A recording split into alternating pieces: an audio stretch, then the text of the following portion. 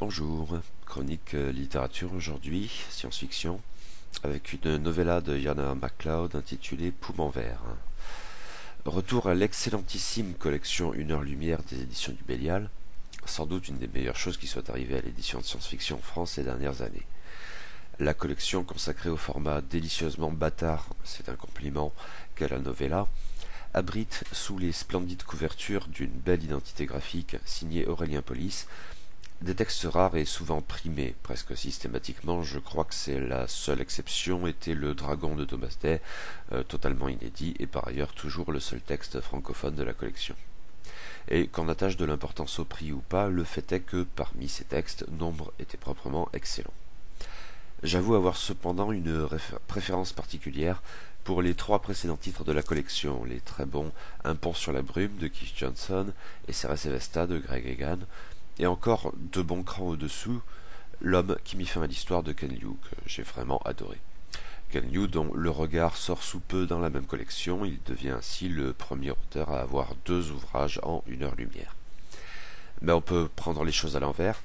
Pour l'heure, je n'ai pas lu de mauvais textes en une heure lumière. Tout au plus, Dragon de Thomas Day et le Nexus du Dr Erdmann de Nancy Kress me paraissaient-ils inférieurs, mais pas au sinistre point de la médiocrité. Et maintenant, Poumon vert de Jan R. MacLeod. Et là, c'est le drame. Non, n'exagérons rien. D'autant qu'il n'est pas mauvais ni même médiocre, ce livre. En fait, objectivement, c'est sans doute un bon voire un très bon texte, et vous trouverez plein de gens pour vous expliquer pourquoi, sans doute à raison, sur le web. Mais voilà, moi, il m'a profondément ennuyé. Il n'aurait pas dû pourtant. Mais c'est bien ma première vraie déception dans cette collection, que je continuerai de louer par ailleurs, mais il fallait bien que cela arrive un jour, j'imagine. Et c'est peut-être avant tout une déception parce que les premiers retours étaient excellentissimes, et parce que je savais ce que je savais du livre m'intéressait tout particulièrement. C'est bien possible, et je n'ai pas envie d'en dire du mal au fond, mais j'ai ramé dessus comme ça ne m'était pas arrivé depuis un bon moment. Mon compte-rendu ne peut faire l'impasse sur cet ennui profond.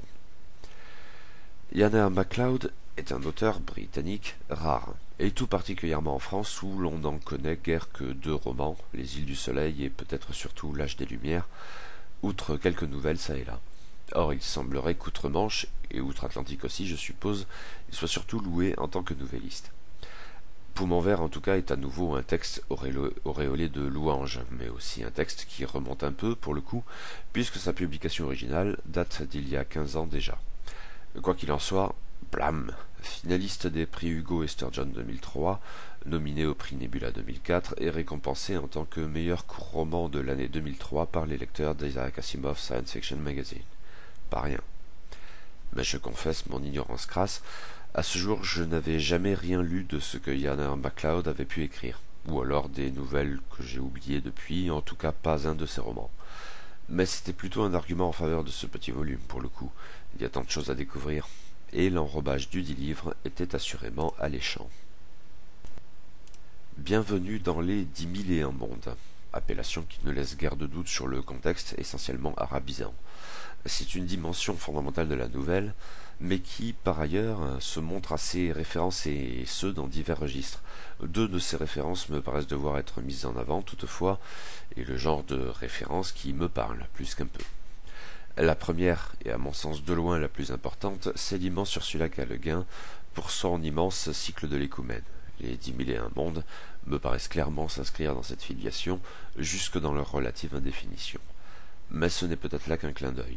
Le vrai lien entre les deux œuvres réside dans l'approche anthropologique du récit, adoptant un cadre de planète opéra pour traiter de thématiques éventuellement très Le Guiniennes, genre et sexualité au premier chef.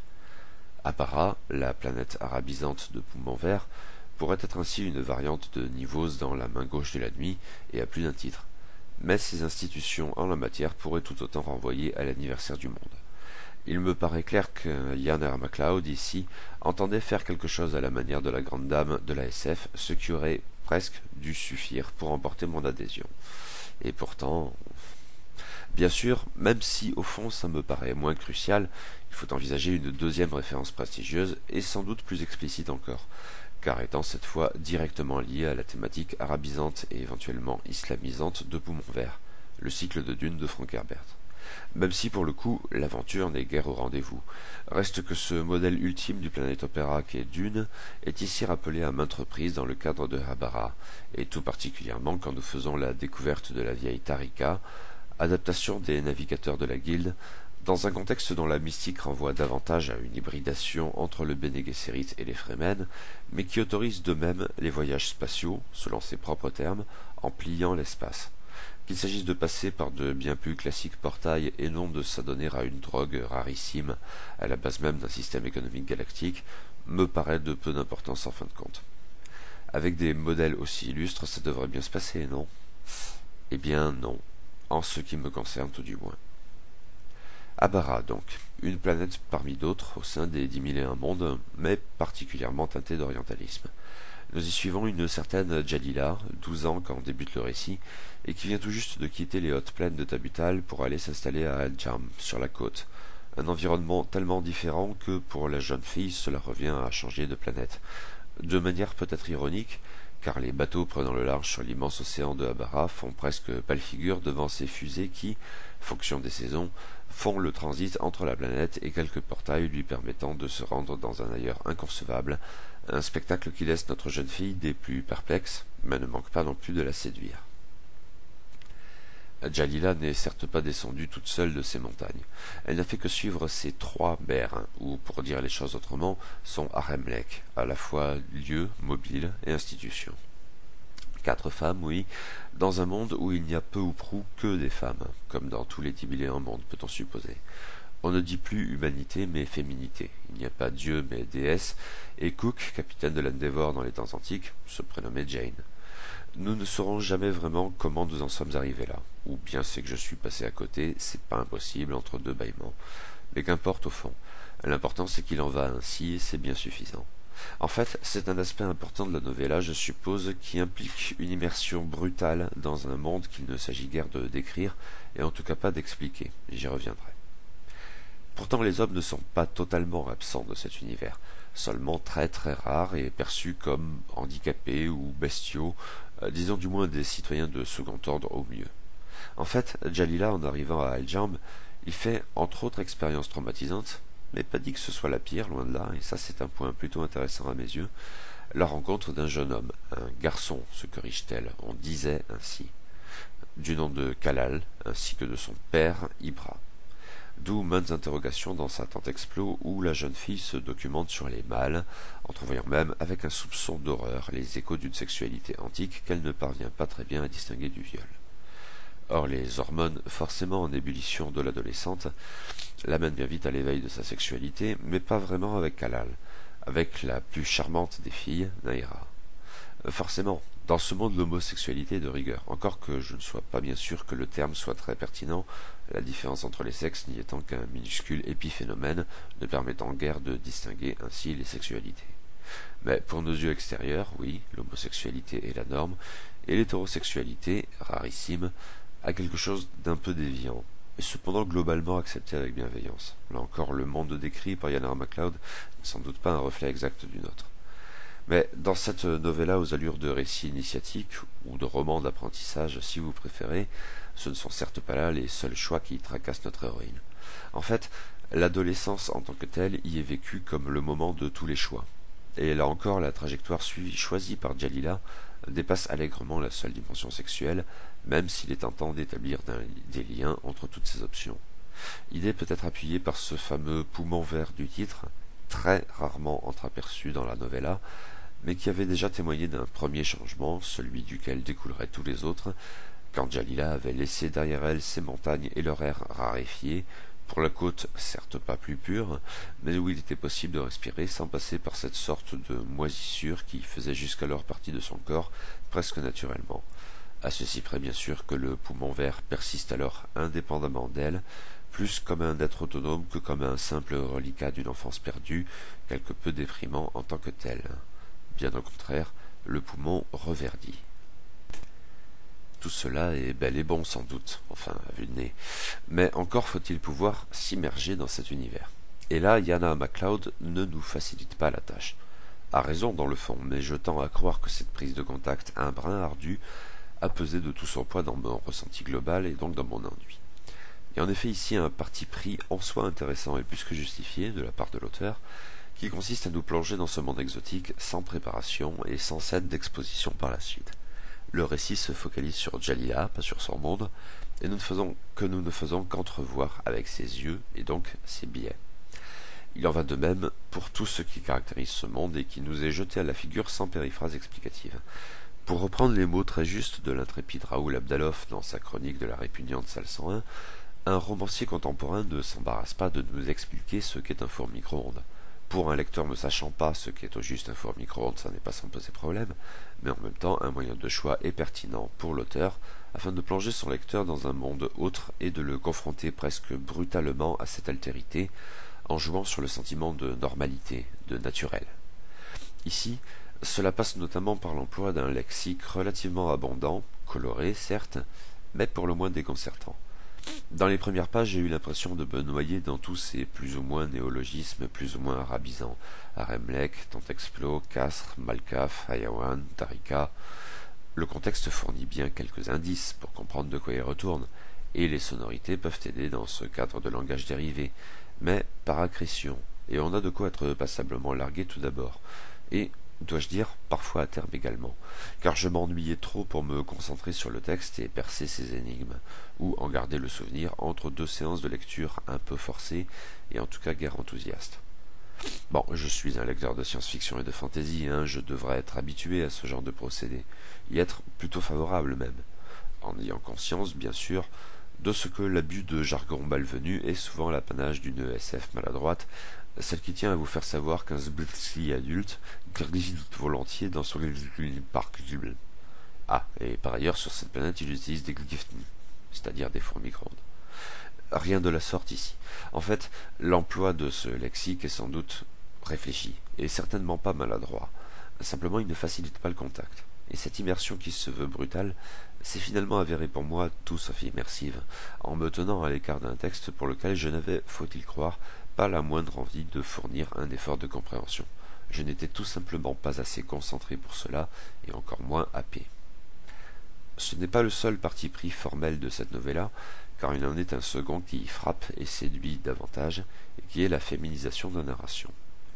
Le français et l'anglais sont des langues tellement différentes à cet égard, je ne sais pas le moins du monde ce qu'il en est de cette dimension dans le texte original, où Zey ne s'embarrasse pas d'un masculin censé l'emporter. Mais la traductrice Michel Charlier a donc eu recours à divers procédés pour exprimer cette nécessaire féminisation de la langue dans un monde où 99,9% des humains sont des femmes.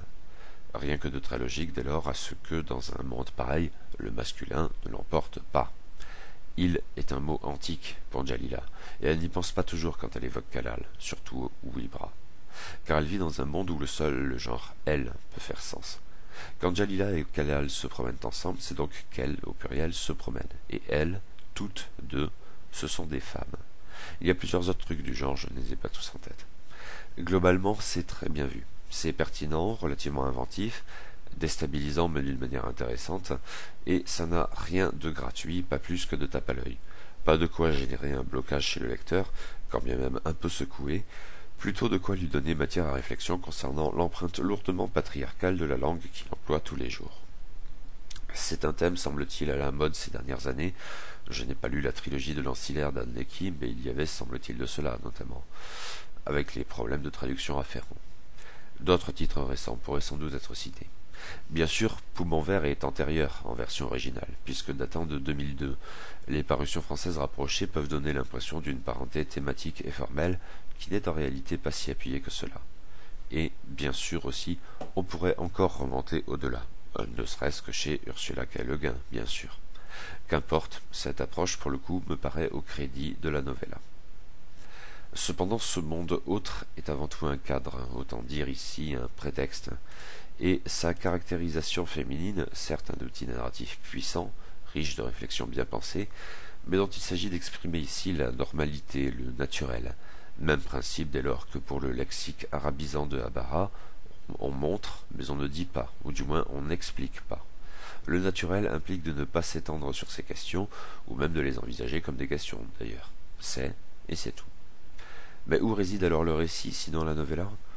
Probablement dans quelque chose de davantage convenu, l'évocation de l'adolescence.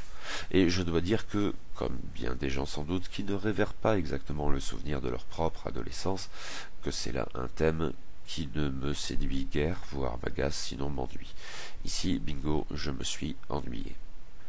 L'éveil à la sexualité de Jalila m'a laissé totalement froid. Sur le plan de la narration, j'ai certes trouvé intéressant dans l'absolu que cela passe surtout par la relation normale entre Jalila et Naira plutôt que par la supposée perversion que serait une relation entre Jalila et Kalal. Mais au-delà, froid. Ça ne m'intéressait tout simplement pas. Oh, sans doute le conte d'Ian MacLeod est-il à cet égard sensible, ce qui n'est pas la même chose que de faire dans la sensiblerie. Mais oui, froid. Il y a là un paradoxe peut-être, car certains textes d'Ursula K. Le Guin portant sur ce genre de questions, notamment dans les deux titres cités tout à l'heure, La main gauche de la nuit et L'anniversaire du monde, sont parfois jugés froids, alors qu'ils ne me font pas du tout cet effet, et que c'est justement leur intelligence, si j'ose dire, qui m'émeut. Mais ici, non, vraiment non. Et les autres choix de Jalila, ils ne m'ont guère plus parlé. Ce qui tourne autour de la vieille Tarika, même avec sa double dose de mysticisme à la dune, m'intriguait davantage, mais la course du récit, là encore, m'a assez tôt laissé dans l'indifférence. Kalal et son bateau, dans un registre sciemment à mi-chemin, même chose en fait. Mais pourquoi? Serait-ce une question de style? Peut-être, mais je n'en suis pas totalement certain. La présentation de l'auteur dans le rabat nous affirme qu'Ian MacLeod est un styliste à la sensibilité hors pair. C'est bien possible, mais cela ne m'a pas du tout frappé à la lecture de Poumon Vert. Et en disant cela, je ne critique certainement pas la traduction de Michel Charrier, que je suppose même très bonne. Pas seulement en raison du gimmick féminin évoqué plus haut, bien trouvé, mais aussi parce que d'autres traductions signées de la dite avaient assurément témoigné de ce qu'elle brille dans sa partie, mais aussi justement qu'on peut briller dans l'effacement. Non, cela doit venir du texte original. Mais quel est alors le problème? Ah, je ne sais pas. Les néologismes y ont sans doute eu leur part, surtout au début, mais autrement... rien à faire, pourtant, au bout de 2 paragraphes, je bâillais. D'où le sentiment d'une novella au fond brillant, intelligent, sensible, mais qui m'a laissé de côté à force d'ennui, ne parvenant peu ou prou jamais à me donner l'envie de me concentrer davantage. Fâcheux paradoxe. Ce problème de concentration débouchait forcément sur un autre pas moins grave, ne parvenant pas à m'immerger dans ce monde parmi les 10 000 et un mondes, et ne parvenant pas à m'intéresser aux émois adolescents de Jalila, je suis sans doute passé à côté de plein de choses, et probablement de l'essentiel.